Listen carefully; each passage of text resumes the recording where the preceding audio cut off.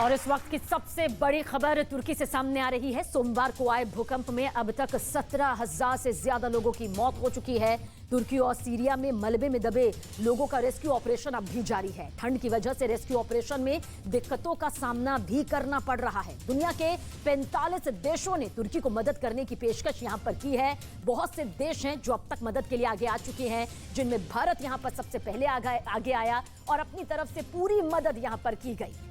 गुजरते हर पल के साथ मौत का बढ़ता आंकड़ा सामने आ रहा है। आशंका जताई जा रही है कि मलबे में मौत से लड़ती ऐसी कई जिंदगियां हैं जिन्हें मदद की सख्त जरूरत है। हिंदुस्तान के जवान इस वक्त भूकंप से तबाह हो चुके तुर्की में मोर्चा संभाले हुए हैं। एनडीआरएफ की कई टीम मलबों में बची सांसों को सुरक्षित निकालने में युद्ध स्तर में जुटी हुई है। इस बीच सवाल उठ रहा है कि क्या भूकंप इतना बड़ा था कि तुर्की की जमीन 10 फीट खिसक गई।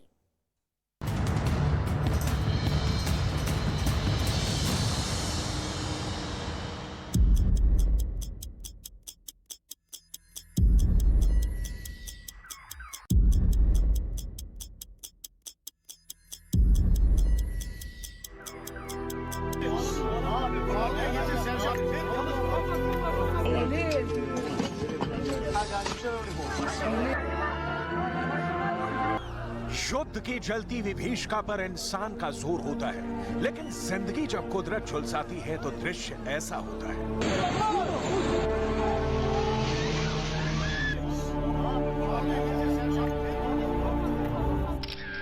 भयानक,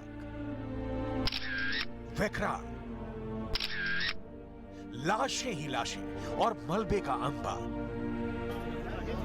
लेकिन जिंदगी जब जीने की जिद पर आती है तो 2 साल की हेलेन मौत को मात देकर जिंदा 68 घंटे बाद मलबे के बाहर निकल आती है। बिल्कुल से धड़कती सांसों के साथ सैल्यूट बनता है उस रेस्क्यू कर्मचारी को जिसके शब्द निकले, इस मासूम के लिए मैं मर भी सकता था। यही जज्बा है जो 16,000 मौतों के बीच भी जिंदा है, और यही आपदा कर्म है जो कभी इस्तांबुल के हेलेन की जान बचा रहा है तो कभी 10 साल के मेहमद को सही सलामत बचा रहा है, कभी उस मां को उम्मीद की आस दे रहा है जिसकी जान भूकंप के अंगार के नीचे दबी पड़ी है। Her an her dakika gözümüz şeyimiz orada, hep oradayız. Oradan gelecek en küçük bir habere koşuyoruz. इस वक्त तुर्की में हजारों सांसें रेस्क्यू के इंतजार में मलबे के घुटन के बीच सिसक रही हैं। हंसता खेलता तुर्की कहर के समंदर में विलीन होता दिख रहा है। तुर्की की तबाही की ऐसी खौफनाक तस्वीरें इस पीढ़ी ने ना देखी थी, न इसका इनको अंदाजा था। मौत की लहर चली और गोद में हजारों को बैठाकर बह निकली, पीछे छोड़ गई आंसू, दर्द और फरियाद। Gece gündüz arama kurtarma yardımını yapıyoruz. Binamızda 4 kişi yaralı olarak hastaneye kaldırıldı. 15'i geçkinde ölümümüz var. 7.8 Richter scale पर आए भूकंप में कितनी इमारतें गिरी, भूकंप से अब तक कितनी मौतें हुई, कितने जिंदगी भर के लिए जख्मी हो गए, कितनों का हाथ परिवार से हमेशा के लिए छूट गया, कितनों की दुनिया हमेशा के लिए उजड़ गई, इसका फिलहाल डिटेल किसी के पास जवाब नहीं है। रेस्क्यू कर्मचारी रातों दिन जुटे हैं, हर सांस को बचा लेने की अधिक आकांक्षा के साथ। Zorlandığımız kısım demirlerin bizi yapması, molozlarımızın çok olması, yeterince fazla aşağıda olan canlılara zarar vermeden çalışmamız oluyor. ढही हुई इमारतों के मलबे से शव निकलते जा रहे हैं। जो जिंदा हैं उनकी चीखें सुनाई दे रही हैं। हजारों सरकारी अधिकारी, rescue team, fire fighters, medical team और 3,500 सैनिक लोगों की जान बचाने में जुटे हैं। हालांकि कड़ाके की ठंड और बारिश की वजह से रेस्क्यू ऑपरेशन में दिक्कतें आ रही हैं। 45 देशों की ओर से भूकंप में रेस्क्यू ऑपरेशन की मदद करने की पेशकश की गई है। दुनिया भर से इंसानी मदद की खेप के बीच तुर्की अपने भयावह वर्तमान से लड़ रहा है। उसे मदद चाहिए, लेकिन पाकिस्तान वाली नहीं, हिंदुस्तान वाली। तुर्की के हते इलाके में भारतीय सेना के जवान भूकंप पीड़ितों की मदद करने में जुटे हैं। भूकंप प्रभावित हते में भारतीय सेना की तरफ से फील्ड अस्पताल की व्यवस्था की गई है। भारत से तुर्की पहुंची एनडीआरएफ की मदद के लिए स्निफर डॉग की टीमों को भी रवाना किया गया। खोजी कुत्तों की मदद से एनडीआरएफ को मलबे में दबे लोगों की तलाश में काफी मदद मिलेगी। तुर्की में भूकंप से आई तबाही के बाद से ही भारत की तरफ से मदद भेजे जाने का सिलसिला जारी है। गाजियाबाद के हिंडन एयरबेस से भारी तादाद में जरूरी सामान तुर्की भेजे गए। So we were given the go-ahead in the 12:30 meeting held under Dr. P.K. Mishra of the PMO, and but NDRF had been preparing for such deployments for the last several months actually, because we are looking for an international certification, and we had two teams partially ready at two locations, Ghaziabad 8th Battalion and Kolkata 2nd Battalion. भूकंप में सबसे ज्यादा नुकसान दक्षिणी तुर्की को हुआ है। कई शहरों में इंटरनेट कट गया है, सड़कें टूट चुकी हैं, लाखों लोग बेघर हो गए हैं। सीरिया का आलम भी ऐसा ही है। वीडियो सीरिया के अलेप्पो प्रांत का है। वीडियो में दिख रहा है कि एक बिल्डिंग के ढहने के कुछ सेकंड बाद ही उससे सटी दूसरी इमारत भी गिर गई। गृह युद्ध की दहकती अग्नि के बीच सीरिया पर भूकंप विनाश के पहाड़ से टूटा है। कैमरे में जो कुछ भी कैद करने लायक था वो आपकी स्क्रीन पर सामने है। भूकंप के प्रचंड आवेग में तुर्की और सीरिया मलबे सा बिखर गए हैं। रेस्क्यू कर्मचारी जितनी संभव हो सके मलबे से जिंदगी चुन रहे हैं। कैसे देखते ही देखते शहर के शहर हो गए तबाह, कैसी इमारतें बिखर गईं लाश के पत्तों की मानिंद। ऐसी कौन सी हलचल हुई जमीन के नीचे, ऐसा कौन सा लावा फूटा जिसकी आग में स्वाहा हो गए हजारों आशियाने, मौत लील गई अब तक 16,000 जाने। इसे समझने के लिए सबसे पहले आपको इस सैटेलाइट इमेज को देखना होगा। तस्वीरें देखिए, एक एक कर देखते जाइए, क्या से क्या होगा। विनाश जब छाता है तो उसके सामने जिंदगी कितनी विवश, बेबस और लाचार हो जाती है।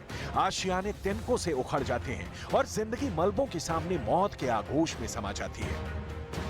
भूकंप कैसा था, धरती पर इसका असर कितना और कैसा हुआ, कैसे भविष्य की धरती तुर्की में भूकंप ने नई स्क्रिप्ट लिख दी है, इसकी डिटेल में जाने से पहले ये सैटेलाइट तस्वीर देख लीजिए। सड़क ने रास्ता बदल लिया है। सेंटीमीटर या इंच में नहीं, 1.5 मीटर सड़क खिसक कर अलग हो गई है। भूकंप की स्टडी करने वाली अमेरिकी संस्था यूनाइटेड स्टेट्स जियोलॉजिकल सर्वे यानी USGS की तस्वीर में दोनों भूकंपों से सतह पर कहां-कहां दरारें बनी हैं, वो दिख रहा है। इसमें एक मैदान में 2 सड़कें दिख रही हैं जो 2 हिस्सों में बंट गई हैं, क्योंकि सड़कों के बीच से ही फॉल्ट लाइन जा रही थी। तुर्की जैसा भूकंप सदियों में एक बार आता है और जब भी आता है हजारों को लील जाता है। धरती के नीचे हो रही हलचल का नतीजा है कि एक महाद्वीप दूसरे से अलग है, और भूगोल की भाषा में समझें तो यह प्लेट टेक्टोनिक थ्योरी के कारण होता है। इस थ्योरी के बारे में आपको डिटेल में बताएं, उससे पहले तुर्की के भूकंप की तीव्रता और असर देख लीजिए। कई वैज्ञानिकों का मानना है कि भूकंप की वजह से तुर्की की जमीन 10 फीट खिसक गई है। असल में भूकंप टेक्टोनिक प्लेटों के एक दूसरे के ऊपर चढ़ने या धकेलने या फिर अलग होने से आते हैं। अगर 6.5 से 6.9 या उससे ऊपर का कोई भूकंप आता है तो ये किसी भी टेक्टोनिक प्लेट को 1 मीटर यानी करीब 3 फीट खिसका सकता है। बड़े भूकंप तो प्लेट और उसके ऊपर बसे देशों को 10 से 15 मीटर तक खिसका सकते हैं, यानी 30 से 45 फीट तक। जमीन के इस खिसकाव का असर भविष्य में दिखेगा। अभी तो तुर्की को भूकंप ने कैसे तबाह किया है उसकी डिटेल देख लीजिए। तुर्की के नीचे मौजूद माइक्रो प्लेट्स उल्टी दिशा में घूम रही हैं, यानी एंटी क्लॉकवाइज। इन छोटी प्लेट्स को अरेबियन प्लेट धकेल रही हैं। घूमती हुई एनाटोलियन प्लेट को जब अरेबियन प्लेट से धक्का लगता है तब ये यूरेशियन प्लेट से टकराती है। इससे भूकंप आते हैं, वो भी 2 बार, पहले अरेबियन प्लेट की टक्कर से, दूसरा यूरेशियन की टक्कर से। USGS के मुताबिक तुर्की में 2 प्लेटों के बीच आई दरार करीब 300 किलोमीटर लंबी है। कुछ वैज्ञानिक तो इस फॉल्ट लाइन को 500 किलोमीटर लंबी बता रहे हैं। यानी जमीन खिसकी तो है, लेकिन एग्जैक्टली कितनी, इसके फिलहाल कयास ही लगाए जा सकते हैं। यह पहली बार नहीं हुआ है कि कुदरत ने धरती की तस्वीर बदल दी है। 2011 की जापान सुनामी के बाद यह बताया गया था कि जापान 8 इंच खिसक गया है। यहां आपको टेक्टोनिक प्लेट्स को समझना बहुत जरूरी है। क्रस्ट सबसे ऊपरी परत होती है, इसके बाद होता है मैंटल। ये दोनों मिलाकर बनाते हैं लिथोस्फीयर। लिथोस्फीयर की मोटाई 50 किलोमीटर है, जो अलग अलग परतों वाली प्लेटों से मिलकर बनी है, जिसे टेक्टोनिक प्लेट्स कहते हैं। भूगोल का ये खेल संहार के वक्त होता है। इस संहार का अंदाजा लगा पाना मुश्किल है। भूकंप के कारणों का पता लगाना मुश्किल नहीं है, लेकिन भूकंप आने के पहले सजग होना मुश्किल ही नहीं, नामुमकिन है। इसे समझने के लिए आपको टेक्टोनिक प्लेट्स को और अच्छी तरह जानना जरूरी है। धरती के अंदर 7 टेक्टोनिक प्लेट्स हैं। ये प्लेट्स लगातार घूमती रहती हैं। जब ये प्लेट आपस में टकराती हैं, रगड़ती हैं, एक दूसरे के ऊपर चढ़ती हैं या उनसे दूर जाती हैं, तब जमीन हिलने लगती है। इसे ही भूकंप कहते हैं। तुर्की के भूकंप को रिक्टर स्केल पर मापा जा सकता है, लेकिन उससे उजड़ी जिंदगी की तबाही का कोई पैमाना नहीं। उस दर्द, उस आंसू को मापने का कोई पैमाना नहीं, जिसे जीवन देने वाली कुदरत मौत के तौर पर कभी-कभी इंसान को देती है। बेहिसाब दुख और दर्दनाक मौत। रूस यूक्रेन महायुद्ध जो अब भी बदस्तूर जारी है, और इस दौरान व्लादिमीर पुतिन क्या वो करने वाले हैं जिसे रूस ने पिछले 33 साल में नहीं किया? क्या रूस नए परमाणु बम का परीक्षण करने जा रहा है?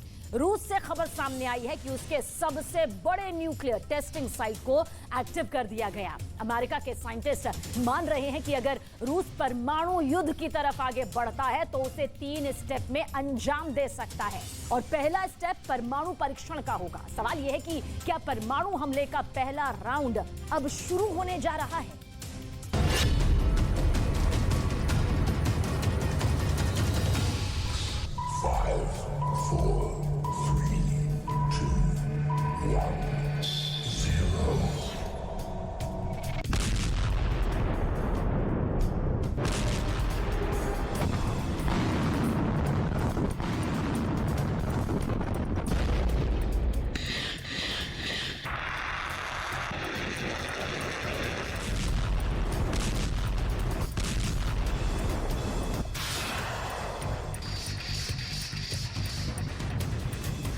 सुप्रीम कमांडर से ग्रीन सिग्नल मिलेगा,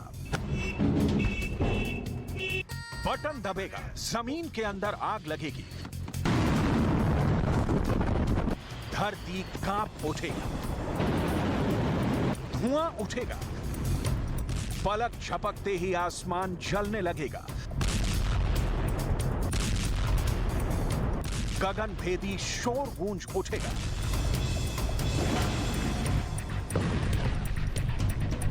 आग और धुएं में सना रेडिएशन का गुबार उठेगा। रूस के परमाणु शस्त्रागार में एक और परमाणु हथियार बढ़ जाएगा।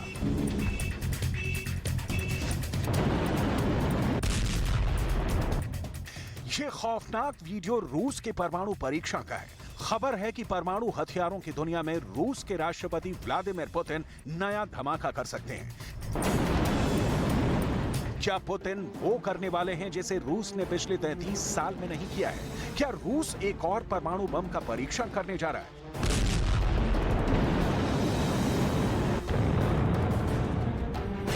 आखिर अमेरिका की सैटेलाइट रूस के एक वीरान आइलैंड पर क्यों नजर गड़ाए हुए है?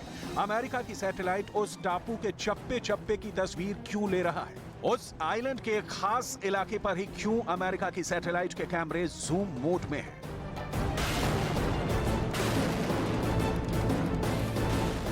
जवाब है रूस की परमाणु परीक्षण की तैयारी। दावा किया गया है कि रूस के नोवाया ज़ेम्ल्या परमाणु परीक्षण स्थल पर हलचल बढ़ गई है। नोवाया ज़ेम्ल्या परमाणु परीक्षण स्थल के डायरेक्टर व्याचेस्लाव सोलोवियोव ने दावा किया है कि नोवाया ज़ेम्ल्या परमाणु परीक्षण स्थल को किसी भी वक्त परमाणु परीक्षण के लिए तैयार कर दिया गया है।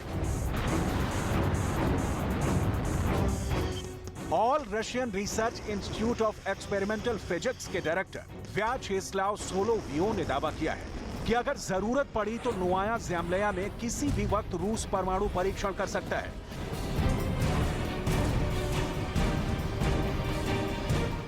व्याचेस्लाव सोलोवियोव का यह दावा अपने आप में बहुत बड़े खतरे की आहत है, क्योंकि पुतिन अगर परमाणु युद्ध का फैसला लेते हैं, फिर उस परमाणु युद्ध को कैसे अंजाम दिया जाएगा, न्यूक्लियर वार कितने स्टेप में पूरा होगा, इसे लेकर एक बहुत ही प्रामाणिक रिसर्च पेपर सामने आया है। दुनिया भर के परमाणु वैज्ञानिक जिस नतीजे पर पहुंचे, उसके मुताबिक अगर रूस परमाणु युद्ध की तरफ आगे बढ़ता है तो न्यूक्लियर वॉर को 3 स्टेप में अंजाम दे सकता है।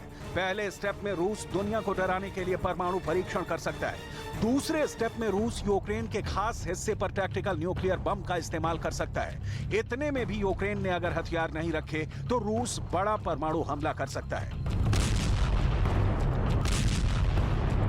सवाल है कि क्या परमाणु हमले का पहला राउंड परमाणु परीक्षण कर पूरा करने वाले हैं पुतिन?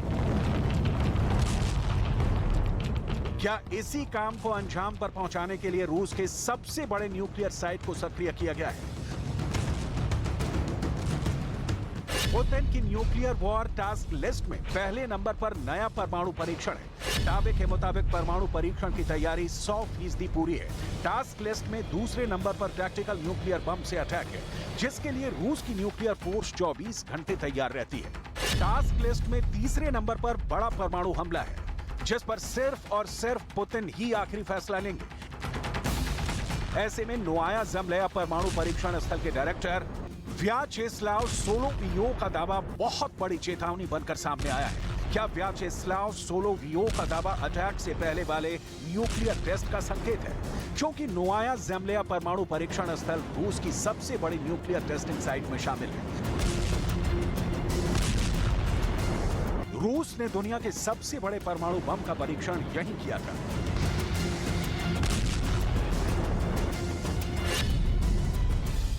नोवाया ज़ेमेल्या रूस के उत्तर और यूरोप के पूरब उत्तर में आर्कटिक महासागर में एक द्वीप समूह है।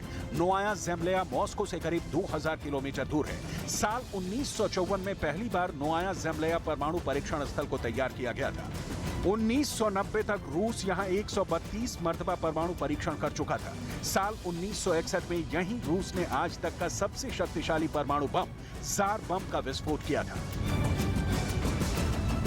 अब दावा किया गया है कि रूस की उस न्यूक्लियर टेस्टिंग साइट को एक बार फिर एक्टिव कर दिया गया है। यही वजह है कि अमेरिका की सैटेलाइट अंतरिक्ष से नोवाया ज़ेमेल्या के चप्पे चप्पे की खाक छान रही है, क्योंकि नई रिसर्च के मुताबिक रूस अगर परमाणु युद्ध की तरफ बढ़ता है तो 3 चरण में बढ़ेगा।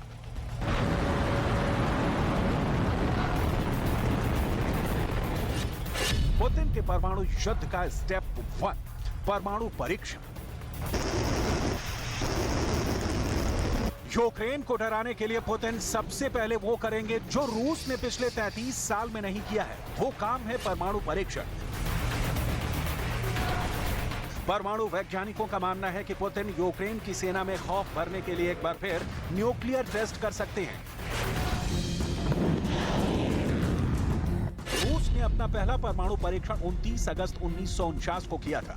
रूस ने आखिरी बार 24 अक्टूबर 1990 को न्यूक्लियर टेस्ट किया था। रूस अब तक कुल 715 परमाणु परीक्षण कर चुका है, जिसमें 496 अंडरग्राउंड रहे हैं।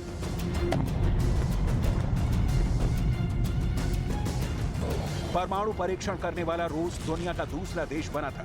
जानकारों का मानना है कि पुतिन दुनिया को दिखाने के लिए एक बार फिर परमाणु परीक्षण के तौर पर नया धमाका कर सकते हैं। दुनिया में अब तक 2059 परमाणु परीक्षण हुए हैं। इनमें सबसे अधिक 1030 परमाणु परीक्षण अमेरिका ने किए हैं। 715 न्यूक्लियर टेस्ट करने वाला रूस दुनिया का दूसरा सबसे अधिक परमाणु परीक्षण करने वाला देश है।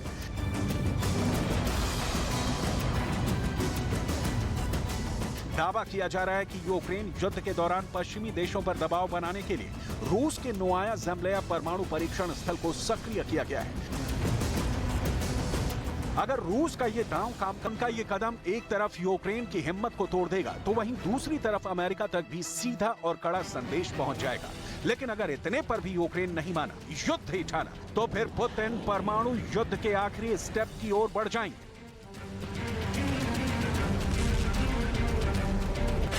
पुतिन के परमाणु युद्ध का स्टेप 3 परमाणु बम से हमला।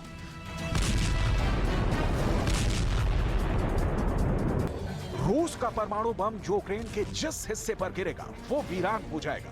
वहां की धरती बंजर हो जाएगी, आसमान काला हो जाएगा, यहां तक कि सूरज की किरणें भी धरती पर नहीं पहुंच पाएंगी।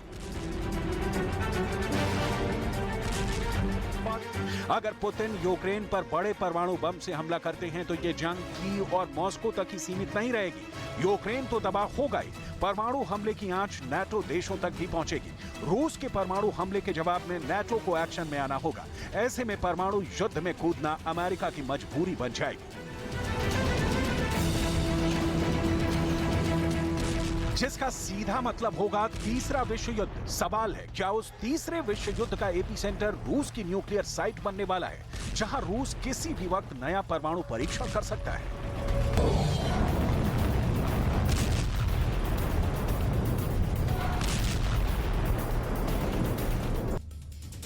यूक्रेन के पास सिर्फ एक आखिरी रास्ता बचा है, या तो रूस के सामने सरेंडर कर दे, आत्मसमर्पण कर दे, या फिर नेटो के साथ मिलकर रूस में घुसकर सीधा जोरदार हमला करे। लेकिन सवाल उठता है कि क्या रूस पर इस तरह से हमला करने की हिम्मत यूक्रेन या फिर नेटो के पास है या फिर नहीं है? क्या वाकई ब्रिटेन, फ्रांस और जर्मनी यूक्रेन का मरते दम तक साथ देंगे?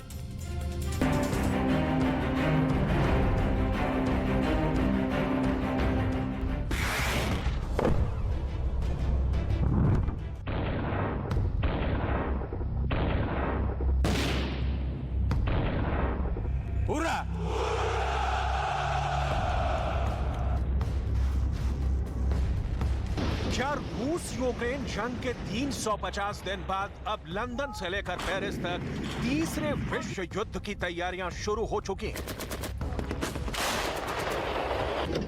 आखिर ये क्यों कहा जा रहा है कि जर्मनी, फ्रांस, ब्रिटेन जंग में यूक्रेन के लिए त्रिदेव साबित होंगे? And will never surrender. क्या पुतिन को राष्ट्रपति ज़ेलेंस्की का खुला चैलेंज देना परमाणु जंग करा सकता है?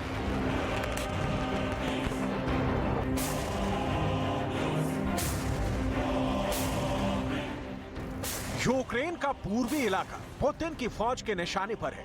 11 महीने से ज्यादा की जंग में यूक्रेन, अमेरिका और नाटो से जुड़े 30 देश हांफने लगे हैं। शुरू में लग रहा था कि पर्दे के पीछे से यूक्रेन को हथियार देकर नाटो पुतिन को हरा सकता है, लेकिन जब पुतिन की फौज ने पूर्वी यूक्रेन के Bakhmut, Donbas, Donetsk, Kherson, Kharkiv, Sumy में भयानक हमले किए तो यूक्रेन के होश उड़ गए।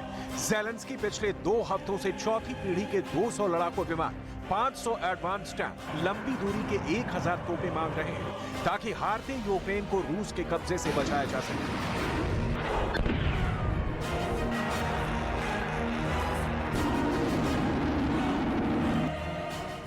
यही वजह रही कि ज़ेलेंस्की ने 11 महीने से ज्यादा के युद्ध में दूसरी बार यूक्रेन से उड़ान भरी और सीधे ब्रिटेन पहुंच गए। पर्चे पर लिखी ब्रिटेन और नाटो की स्क्रिप्ट को ज़ेलेंस्की ने ऐसे पढ़ा जैसे मानो हारते रूस की कुंडली देख रहे हो। ज़ेलेंस्की ने साफ कहा कि रूस हर हाल में जंग हारेगा। We know Russia will lose. And we really know the victory will change the world. And this will be a change that the world has long needed. रूस यूक्रेन जंग को ज़ेलेंस्की अब पूरे यूरोप की जंग बता रहे हैं। यानी ज़ेलेंस्की जंग के मैदान से लेकर युद्ध के कूटनीतिक मोर्चे तक यही साबित करने पर तुले हैं कि अगर यूक्रेन हारा तो यूरोप की हार होगी, अगर यूक्रेन हारा तो पुतिन का अगला टारगेट पूर्वी यूरोप जरूर होगा। वहीं दूसरी तरफ जर्मनी, ब्रिटेन, फ्रांस और अमेरिका के साथ सबसे बड़ी दिक्कत यह है कि वो अब यूक्रेन की मदद में इतना ज्यादा आगे बढ़ चुके हैं कि वो अब पीछे नहीं हट सकते। यही वजह है कि ज़ेलेंस्की के जंगी दौरे पर हर किसी की निगाह जमी हुई है। युद्ध के दौरान पहली बार ब्रिटेन यात्रा पर पहुंचे ज़ेलेंस्की ब्रिटिश प्रधानमंत्री ऋषि सुनक के साथ 10 डाउनिंग स्ट्रीट पर बैठे। ज़ेलेंस्की ने मांगे ब्रिटेन से और ज्यादा हथियार। ब्रिटेन के बाद ज़ेलेंस्की फ्रांस पहुंचे। पेरिस में फ्रांस के राष्ट्रपति इमैनुअल मैक्रों से मुलाकात हुई। पेरिस में ही जर्मनी के चांसलर ओलाफ शोल्ज से मुलाकात के वक्त ज़ेलेंस्की ने यूक्रेन को ज्यादा घातक हथियार और हैवी आर्म डिलीवरी करने की गुजारिश की। पायलटों के लिए लड़ाकू विमान और ट्रेनिंग देने की मांग की है। ज़ेलेंस्की का चेहरा देखकर साफ लग रहा है कि पूर्वी यूक्रेन में रूस के खौफनाक हमलों ने उन्हें बुरी तरह से परेशान कर दिया है।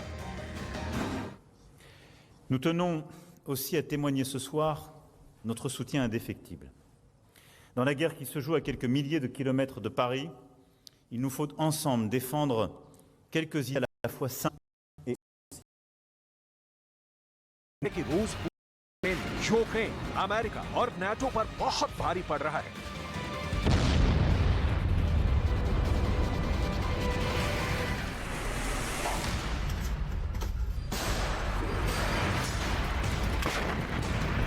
रूस के रक्षा मंत्री ने साफ कहा है कि ब्रिटेन, जर्मनी, अमेरिका और नाटो में शामिल 30 देश जंग को भयानक और विनाशकारी बनाने पर तुले।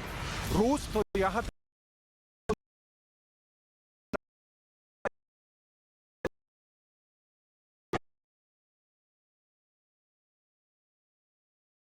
втягивать страны НАТО в конфликт и могут привести к непредсказуемому уровню его эскалации.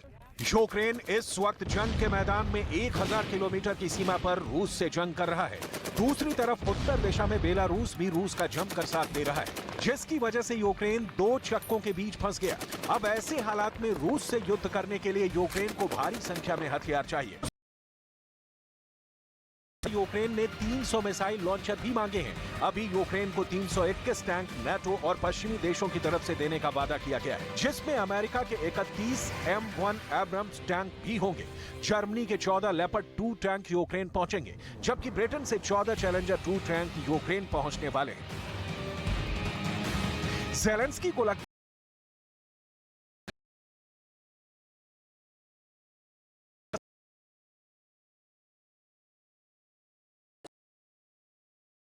Crafts for Ukraine, wings for freedom.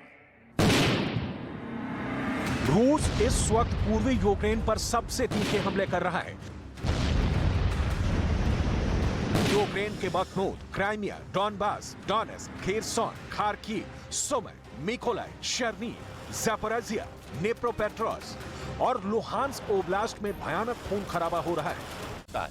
सोमवार को तुर्की में आए न्यूज़ 18 इंडिया की web series FIR number 208 streaming now.